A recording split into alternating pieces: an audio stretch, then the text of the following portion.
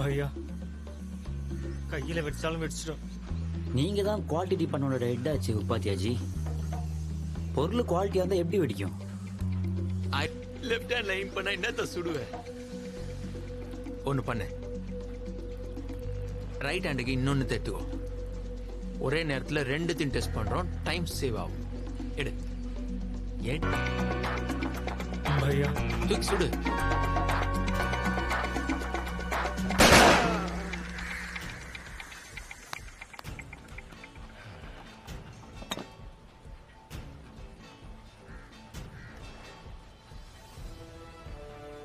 அடியும் தேவடியா பசங்களை எங்கன்னா அவுத்துப்பட்டு வர்றாங்க.